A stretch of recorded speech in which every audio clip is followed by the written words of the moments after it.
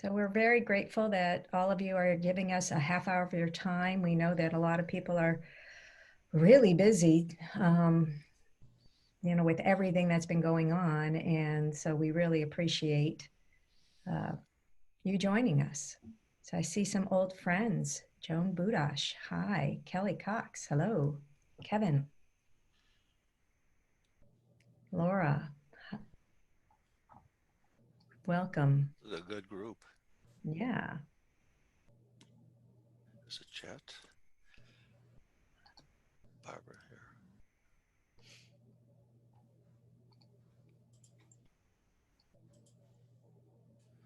Hi, Okay. Melody and Paula. They're associates of mine.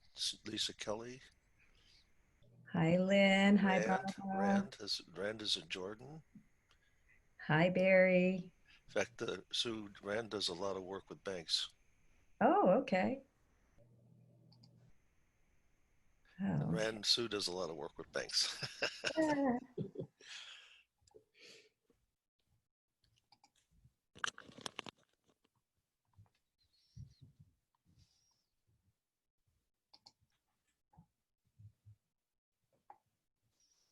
Okay.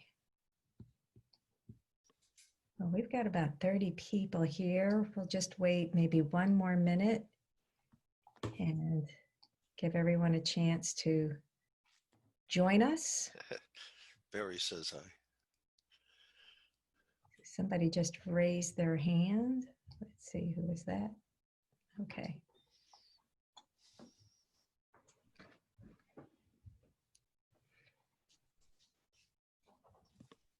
Okay.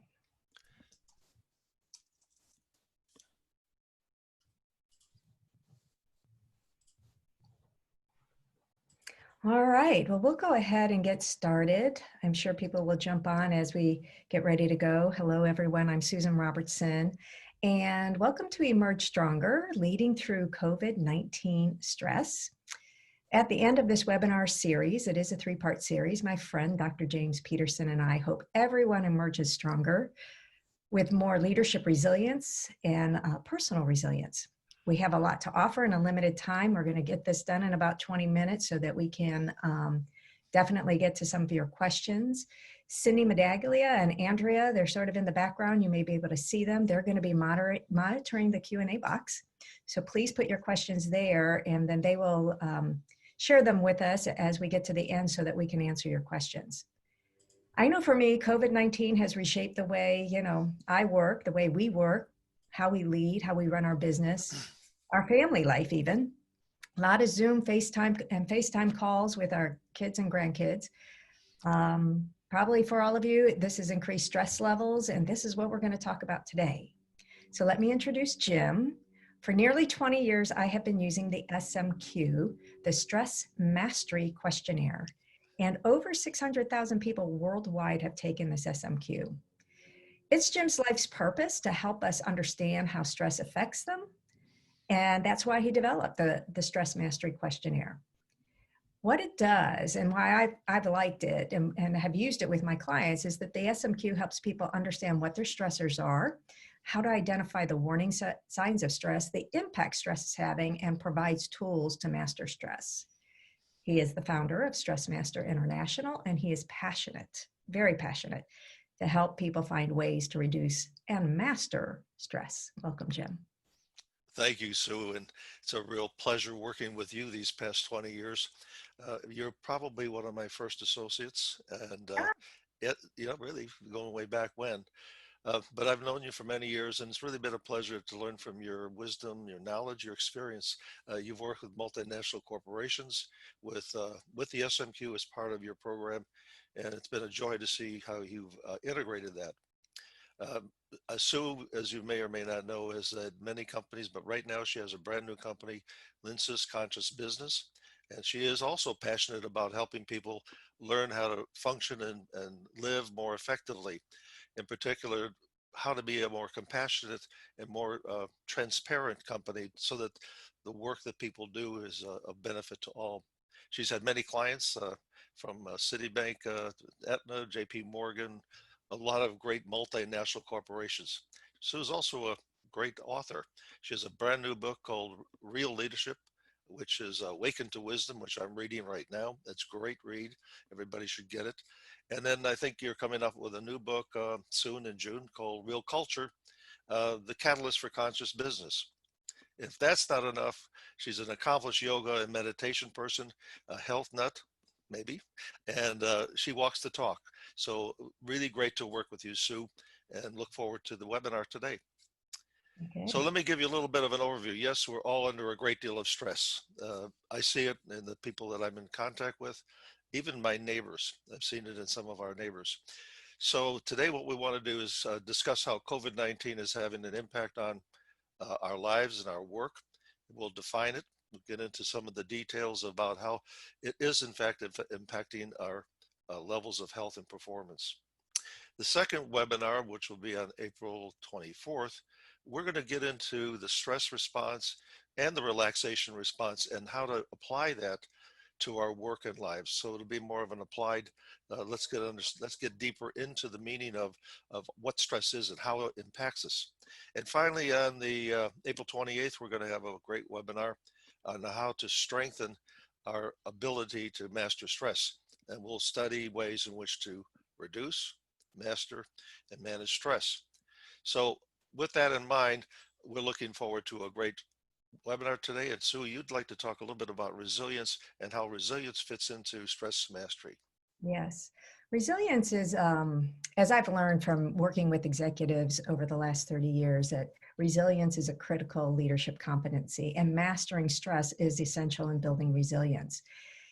My real leadership model starts with resilience. Resilience is the ability to bounce back after difficult situations, events, or crisis. And with COVID-19, we're being hit with all three: difficult situation, huge event, major crisis.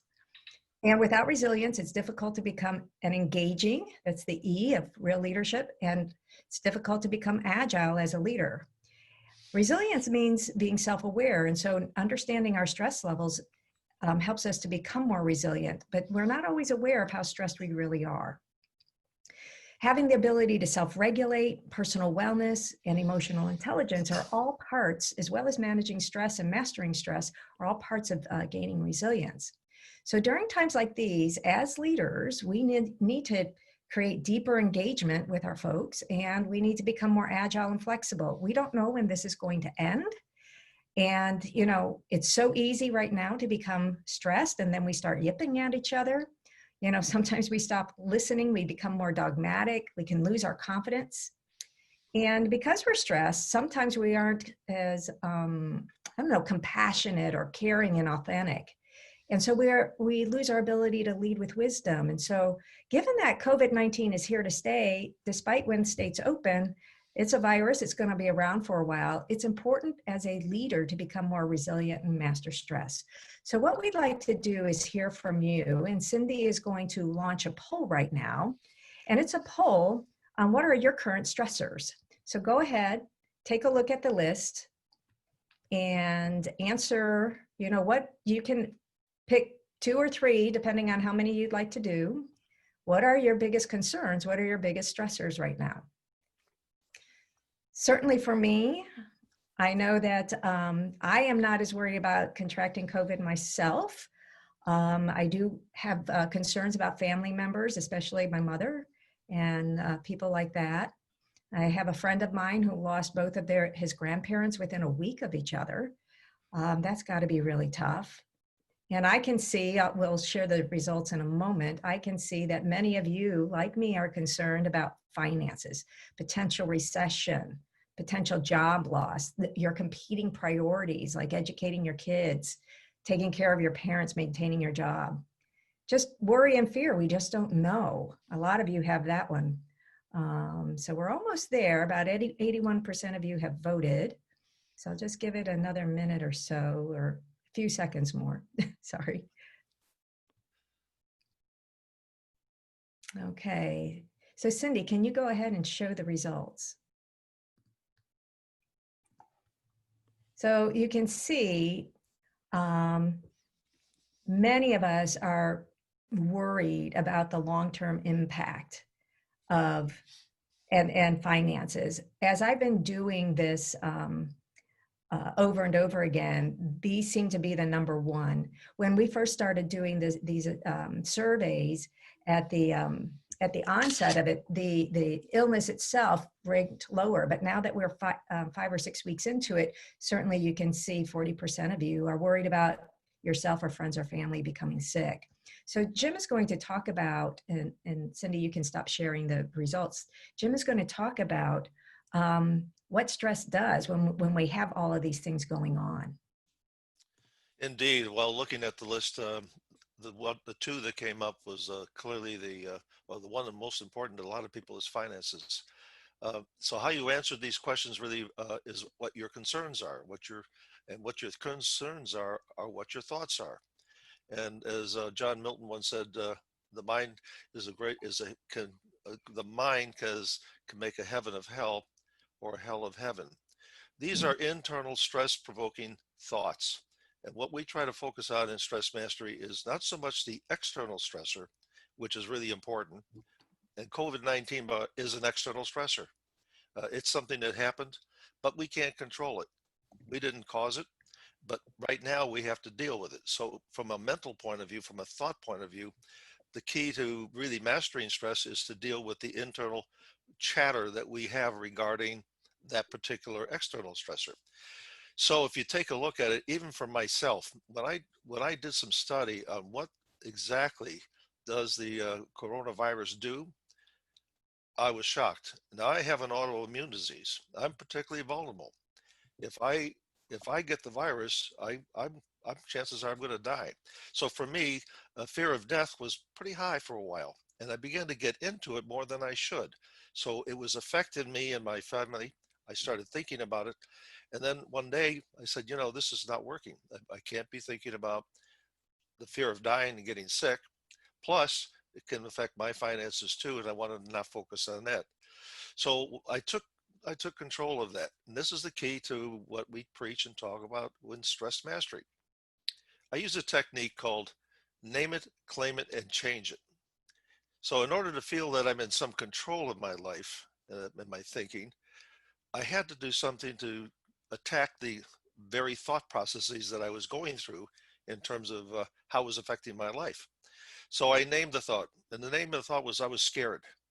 I was really scared for a while because I really do have a disease that it could affect me because I've got the autoimmune disease. So I began to work on I'm scared. What am I going to do about it? Then I had to claim the fact that I was really causing my own stress. Yeah, the coronavirus is out there, but day to day, I'm the one really thinking the thoughts that are creating the feelings. So I claimed that and owned it. And then once I owned it, I used two techniques, which we talk about a great in stress mastery work, to refocus and reframe. So I began to think about, well, how do I refocus away from the death issue, feeling scared? So I said, you know what? I'm healthy. I'm doing everything I possibly can. I'm self-isolating, and I began to reassure myself that everything I'm doing is going to benefit me. And so I refocused my mind, and I did it continuously for the last 2 months. Then I began to reframe it. I reframed it in terms of I meant reframe. So I refocused on things that are more beneficial, things like my work, my health, working in the garden. I turned my mind to other wonderful, thought provoking, wonderful ideas that really help me feel better. So I believe this is a beginning point in which we can talk about how we can change how we think, changes how we feel. And that is the real heart of stress mastery. Now, I understand we have another poll coming up. Yes. So Cindy, if you can go ahead and launch that poll. We're just kind of curious, what's been happening with you in your life? What kind of, have you contracted COVID-19? You've had a family member who contracted it, know someone who is currently or seriously ill. One of my clients yesterday called me and let me know that her brother-in-law died. He was only 45 years old, and so she was just seeking some comfort, someone to talk to. Yeah, so you can see some of you have been financially hit, or you've had family members who have been financially hit. And, I think we're going to continue seeing the effects of this as far as I can tell that we'll probably see this for a while, because not everyone's going to be rushing back to work just because the beaches are open. We're going to be prudent, I think. Many of us will be. And yet, when you watch the stories online, you see that there are many people who have to work. And as my sister Cindy likes to call it, who are working at risk versus working at home. And when we work at risk, and then of course, we're going to be impacting our families and stuff like that. So only a couple of the, it looks like only one really contracted COVID-19 themselves, but many of you already know people who have contracted it, who are seriously ill. But again, you see the financial situation coming up again, that really has people concerned. And this is why it's so important to be able to name it and claim it and change it, because we just don't know. There's no one has the crystal ball with the what will happen. And so you can take a look here for yourself. Cindy sharing the poll here. Close to 52% of you really have had family members who have been financially hit, or you've been yourselves financially hit. So that's why it's so important to, and we can go ahead and stop sharing now. That's why it's so important to make sure that we manage our internal. We were thrown into this dramatic change as a result of COVID-19, and all of us are experiencing a range of emotions. As leaders, we have to manage our emotions, but then we also have to manage that of our team, grief, sorrow, pain, loneliness. And, I don't know about you, but I know lots of people are becoming stir crazy. I'm lucky. I live out in the country. So I'm not as stir crazy, but at times I felt heavy, like having the weight of the world on my shoulder. And so I had to acknowledge that for myself. So in order for me to master that heaviness and sadness, I had to identify what I was feeling. And actually I was feeling out of control, because I don't know who these people are that have extra time, but it feels like my workload tripled. So once I really named the overwhelm, and some of us feel like, we're taking hit after hit after hit. We're learning of family, we're learning of friends, we're learning of some of the financial stuff, based on the news. And so that can actually really increase fear. Some of you who are in this in this webinar are leaders. And at the end of the session, excuse me, you'll receive a stress explainer video, sort of the Cliff Notes version of what we're doing here, and an Emerge Stronger Team Toolkit. And in that, the Cliff Notes version of stress, you'll also get it also outlines a 7-part breathing technique that you'll be able to use to just start calming down. This way, when you're able to calm down and become centered, you can name it, claim it, and change it. So back to you, Jim. We've only got a few more minutes, so Okay, well, I'll pick talk this about up. the stress response. Yeah. It tends to go longer. Well, most of you know what the stress response is, but for those of you who don't, this is really what we're talking about. When we're confronted by a stressor that we cannot control, and we perceive it as a stressor, we basically move into the fight or flight modality. And this is natural, this is protective, it's important. And the body mobilizes a bunch of hormones and chemicals to help us battle. The problem is that we're sitting in a situation where we can't do much. If you've got cabin fever, you're stuck, you can't go anywhere. You can't fight and you can't flee. And sometimes that turns against our family, and we've seen more domestic violence and people fighting a bit more, a lot of more drinking and alcohol abuse. So the effects, which by the way is trying to deal with the stress response, all of these are ramped up. So our goal is to really understand that the body is under a state of siege through the fight or flight response because of the situation we're in, and recognize that, and then take the steps necessary to bring it down and reduce it. So I'm going to end there because I know we're running a little bit short on time. So Sue, it's back to you. Yeah. So one of the things to really give yourself permission to acknowledge the stress. I mean, it's human. All of us go through it. And so when you take a look at, what are the signs of stress? Emotionalism. This is when your emotions hijack you like anger, nervousness, or unexplained sadness. Last week, physiological changes while doing a team session with a client. He described that he felt like he was handling everything for the first couple of weeks, and then he hit a wall. So he went through a physical change of feeling lethargic, tired, no energy, depressed. And what was really interesting is that when he shared that with the team, it was amazing how much everybody else opened up and how much uh, security that brought to that particular team to just be able to talk about the stress. You know, behavioral, normally I've had a behavioral change and I'm working to change it back. I like to sleep 7 hours, but then I went to 6 and then I went to 5 and then I went to 4. And I know when I'm going to talk about the benefits of sleep in a moment, that that's not good, even though I had plenty of energy during the day. And then some of us have a continual monologue over in our head going on over and over, and we call the drunken monkey mind, worry, worry, worry, gotta, gotta, gotta. You know, so if you're able to just sit down and think about, you know, has any of these things been happening with me? Odds are you're having a stress effect. And again, we're going to, as we go through the series, we're going to talk more about what that is and how to overcome it. So, Jim, we're now into how do we master stress? Well, the first thing we do when we want to master stress is understand the source of it. I created the Stress Mastery Questionnaire 30 years ago for the simple purpose of helping my clients gain a better and deeper understanding of how stress is affecting them physically, emotionally, and behaviorally. Uh, I think assessment, whether it's the SMQ or any assessment, that really helps you to look at yourself and find out what the source of that stress is, which is usually what we're thinking.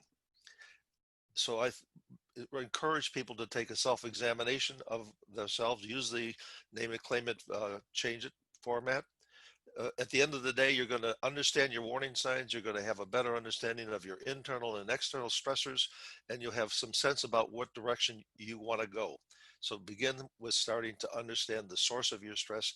And then there's some other things that Sue's going to mention that really will be very helpful in terms of overall health and wellness.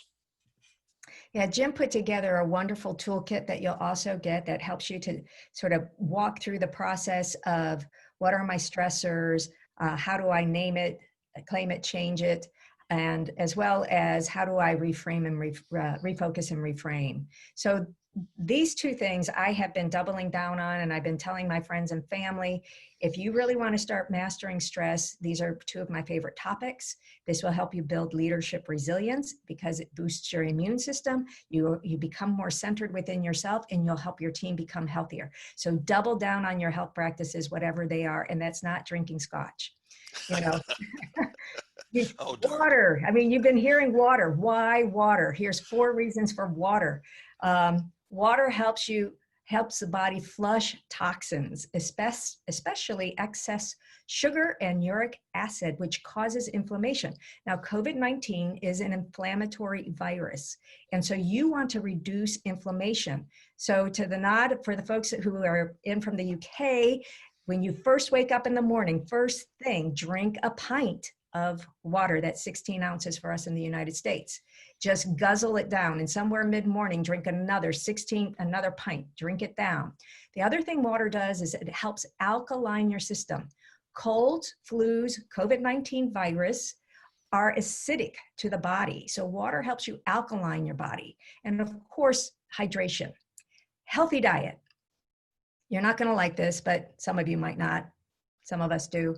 5 to 9 servings of green veggies, not potatoes, not carrots, green veggies. Why? Because green veggies are alkalining. And 3 to 5 servings of fruit a day. You know, some people tell me after that, I'm not going to be able to fit anything else in my stomach. And I'm like, well, yeah, it's a good diet to be on. It lowers cholesterol. And again, we're going to talk about that later on in webinar number 2. It's high fiber. It helps your body stay regular. You know, people who go under stress oftentimes aren't regular. The greens help you flush toxins, reduces inflammation, and greens provide you micronutrients to help you build your immune system. All of this, what you have to do is really build your immune system and avoid acidic foods like chocolate. And if anyone who loves chocolate, it's me. I have purposely bought no chocolate, and I even make my own chocolate. I've bought none, made none, because I know I'll eat it because I can feel my stress levels. You know, avoid chocolate chips, you know, things like that, because they are acidic. Viruses love acidic conditions. Sleep. I said I was going to talk about this. When you go to sleep and you sleep at least 7 hours, your internal organs are the heart of your immune system, and they regenerate while you sleep, thus boosting your immune system. So if you're not sleeping longer hours, then of course you're going to be diminishing your immune system. And then stay connected. We're social creatures. As a leader, go ahead and build that connection and community, create that sense of belonging with your teams. Meditation, we're going to go into this much more in webinar 2. I've been meditating for 40 years, and every morning I get up and meditate for at least an hour. And I can still feel my stress. And so, and Jim is giving you a 3-minute meditation. Everybody's got 3 minutes.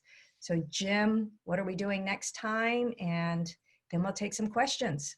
Well, next time, as I mentioned before, we're going to explore the stress and relaxation response and how it affects us mentally, emotionally, and personally.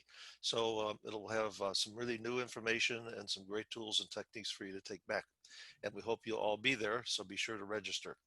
And finally, Great. And so again, we're going to send you some slides from the presentation. You're going to have access to this recording. You're going to get Jim's name it, claim it, change it.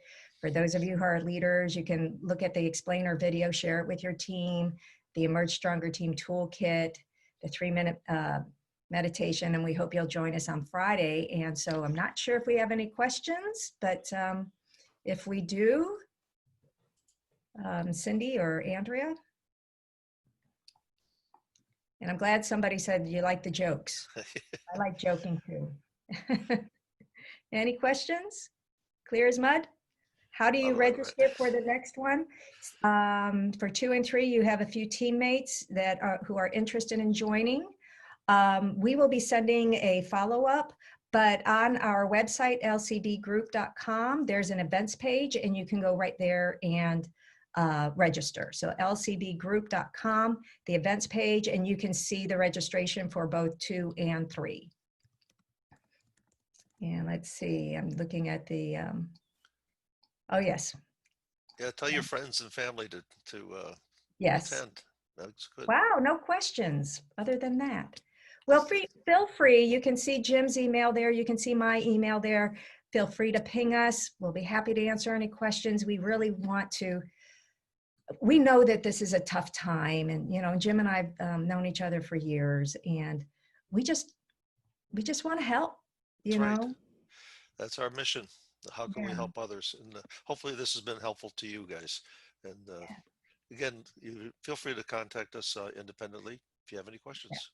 Yeah, exactly. So we finished a little early, so you've got 3 minutes worth of email time or go ahead and just breathe. We'll do that next time. All right. Have a great day, everyone. Thank you so much for joining us.